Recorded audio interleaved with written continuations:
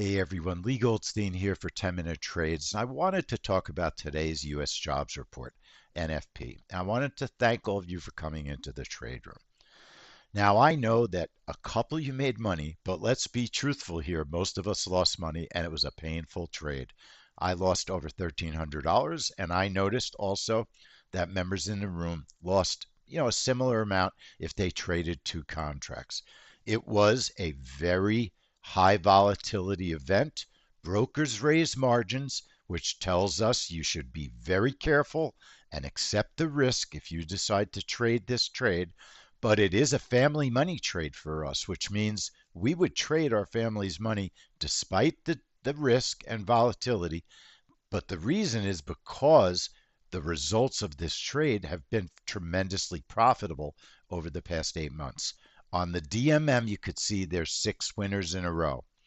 What I did was we didn't trade every month with gold. We traded a lot of bonds also.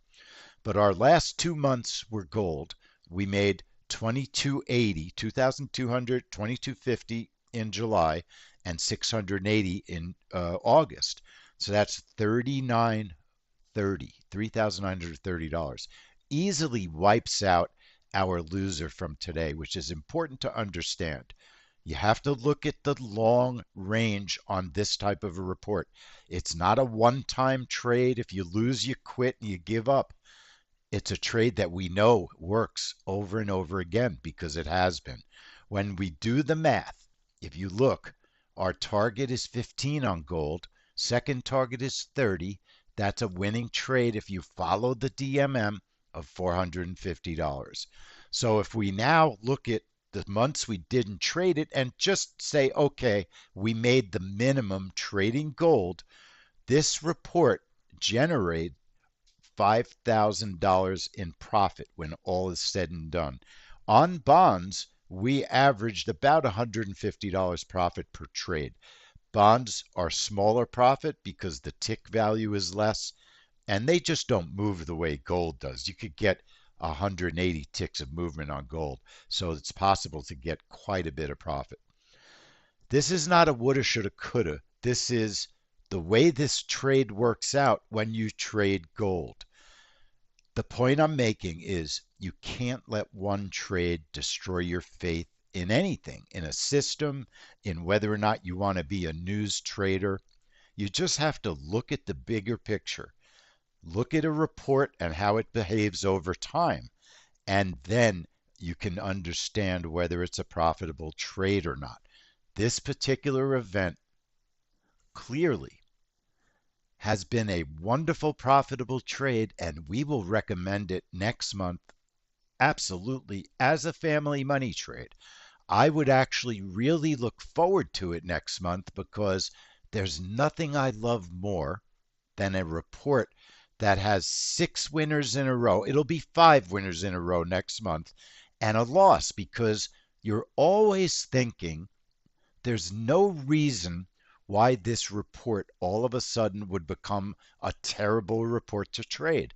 So the probabilities are there that it's going to start trading well again. We have systems in place where if reports start misbehaving, we reduce our risk. And we're very aware and try to be extremely aware as to whether or not a report is changing in its performance. If we have 2 bad trades in a row, we will reduce our risk. If we have 3 bad trades in a row, we might even take a month off or a week off if it's a weekly report. The point I'm trying to make is really very simple. It definitely feels lousy when you have a losing trade. When you're new, you really think the system doesn't work. And I know we have a bunch of new people, and I just want you to understand we wouldn't be here on our 8th year if the system didn't work. So keep it in mind.